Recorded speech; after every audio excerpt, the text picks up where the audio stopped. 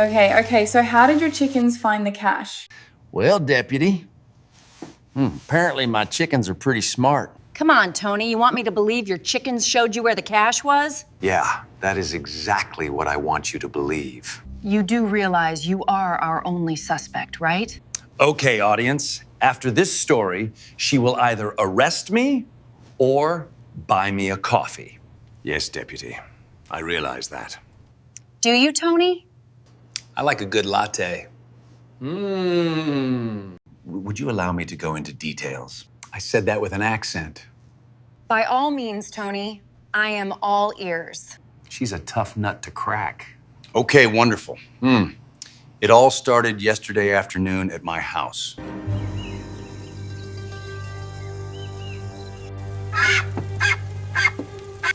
I went outside because Marilyn was squealing up a storm.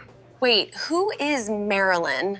Well, time to dive into the deep end. Marilyn is my Wyandotte chicken. Wait, your Wyandotte chicken? Yeah, my Wyandotte chicken Marilyn. I think she is buying what I am selling.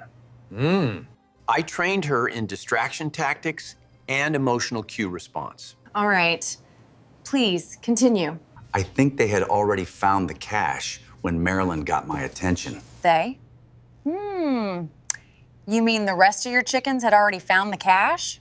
I feel like it's going well. Yeah, here is how I think they found the cash. Ruby is my Buff Orpington chicken. Ruby the Buff Orpington? Well, technically it's Buff Orpington chicken, Deputy Dunn. That is correct, Deputy. Sometimes you lose the battle to win the war. So anyways, Ruby was scanning the farm, as always, when she noticed something out of the ordinary in the field next door. You're saying she noticed something out of the ordinary in the field next door. I feel like she is mocking me. Yes, Deputy, Ruby noticed something unusual in the distance.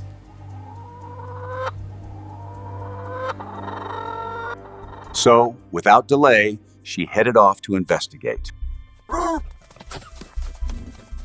Meanwhile, Larry, my Sussex rooster, was scrolling the news on my old laptop. Larry, the Sussex rooster, has a laptop? Yes, Deputy. I trained him in visual memory and symbolic association techniques, so he learned keyboard functions. So as Larry is scrolling, he notices something on the screen. The plot thickens, huh, Deputy? Let me get this straight. Your rooster noticed something on the screen of the laptop? Yes, Deputy. Something caught his eye that he had seen earlier in the day while on patrol. The suspects got away in this van.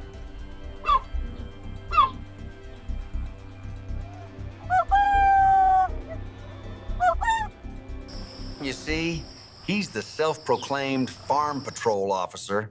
Nothing happens without Larry knowing. Tony, I have never heard such a crazy story. But please continue. Thank you, Deputy. So while Larry warned the others, Ruby discovered what caught her attention in the field. She found a dirt mound, like something was recently buried there. The cash? That is where you found the cash? This is going well. Hold your horses, Deputy. I am getting to that. Ruby is not a very good digger, so she marked the spot with an X. Because her sister Doris is the digger.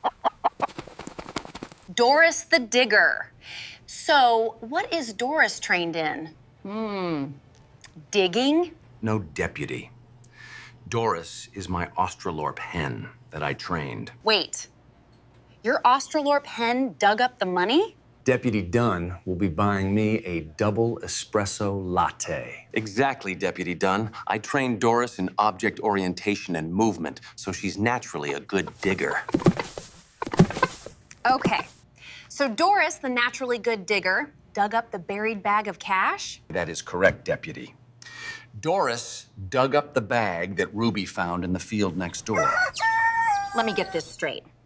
Ruby identified the location, Larry tied it to the bank robbery, and Doris dug it up. That is correct, Deputy Dunn. They found it in the field next door. Okay, Tony. What about Marilyn? Really good question, Deputy. Marilyn was in charge of getting my attention.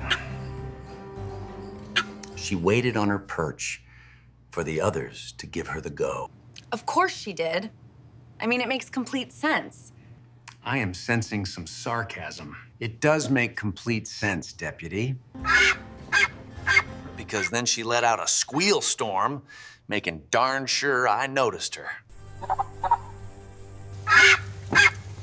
So I came outside to see what the ruckus was and saw Marilyn and Larry running into the field. I assume running into the field to the cash bag? Yes, Deputy Dunn. I followed them into the field where we found the cash. And then I called you. You told me to come into the station at 3:30 today, so here I am, Deputy. I am speechless. Now that is how you tell a story. That's one heck of a story, Tony. Thank you, Deputy Dunn. The Clucksters did it, not me. Wait, you call them the Clucksters? They cluck a lot, sometimes in rhythm, so I refer to them as the Clucksters. Okay then, Tony. Please thank your chickens for me. You are free to go. Thank you, Deputy Dunn. I enjoyed talking to you. I have one more question, Tony. Can I buy you a coffee? Oh, it would be my pleasure, Deputy Dunn. Double espresso latte with Deputy Dunn.